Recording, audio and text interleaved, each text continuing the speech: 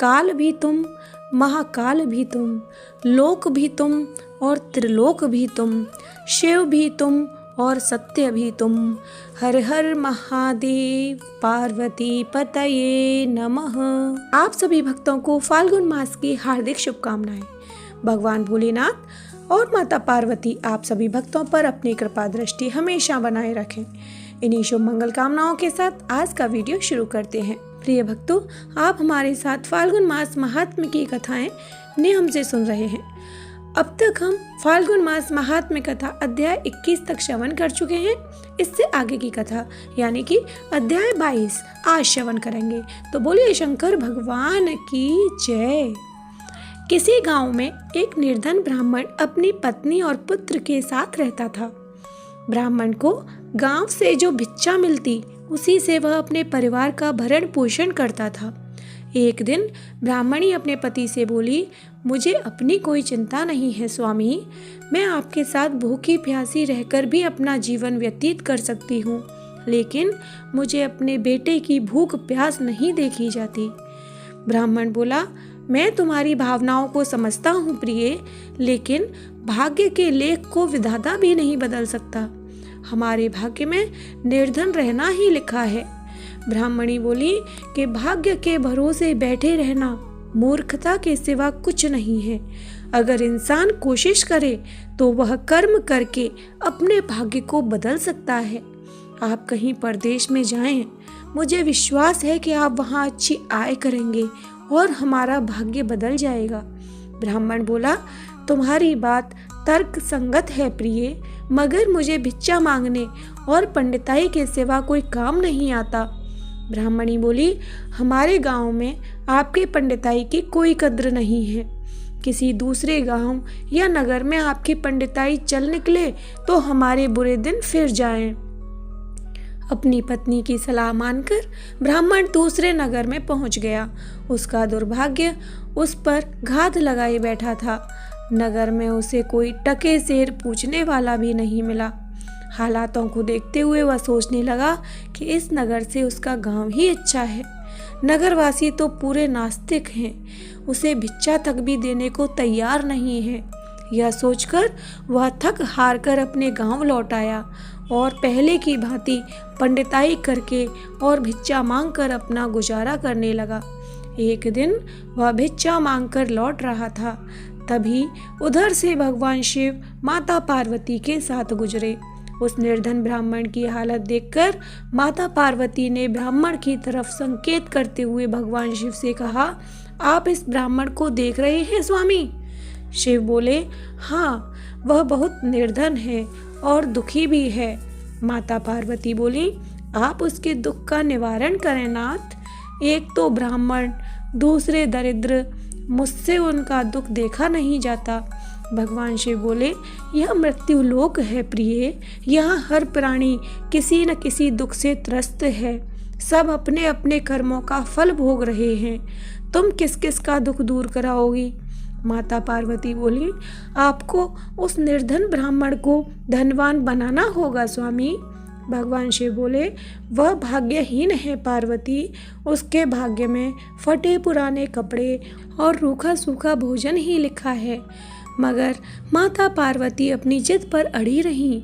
अंत में हारकर भगवान शिव को माता पार्वती की बात माननी पड़ी।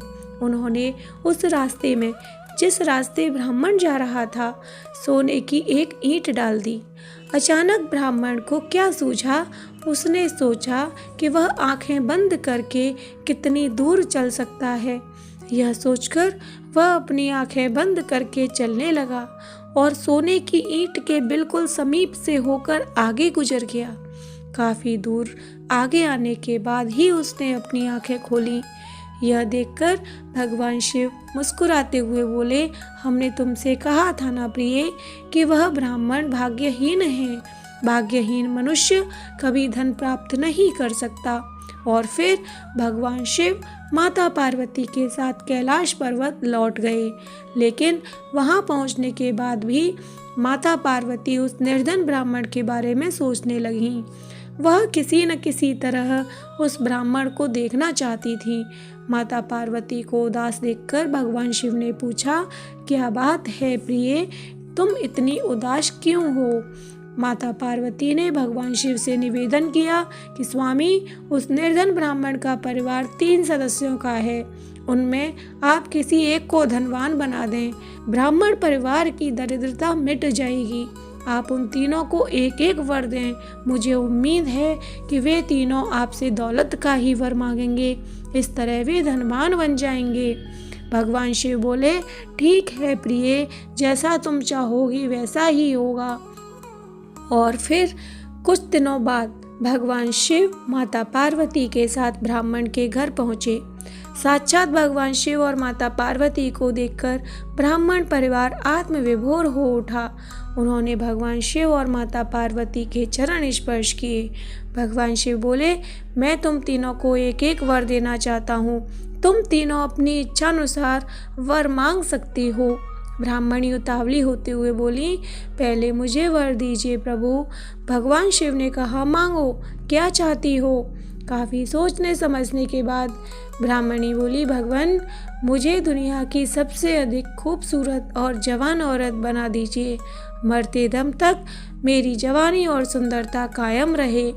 भगवान शिव ने मुस्कुराकर कहा, तथास्तु। अगले ही पल बूढ़ी ब्राह्मणी एक जवान और खूबसूरत युवती के रूप में बदल गई। उसी समय उनके घर के सामने के गांव के जमींदार का पुत्र गुजर रहा था, जो घोड़े पर सवार था। उसने खूबसूरत ब्राह्मणी को देखा तो उस पर मुग्ध हो उठा। वह इस खूबसूरत ब्राह्मणी से शादी करेगा, यह सोचकर उसने उसे अपने घोड़े पर बिठाया और घोड़ा अपनी हवेली की तरफ दौड़ा दिया। यह देख ब्राह्मण अपनी छाती पीटते हुए विलाप करने लगा, हाय मेरी पत्नी। भगवान शिव सांत्वना देते हुए बोले, रो मत ब्राह्मण श्रेष्ठ, तुम भी मुझसे कोई वर मांग लो, जो मांगोगे तुम्हें मिलेगा। ब्राह्मण ने निवेदन करते हुए कहा कि प्रभु, मुझे मेरी पत्नी को वापस बुला दीजिए, मुझे इसके सिवा कुछ नहीं चाहिए।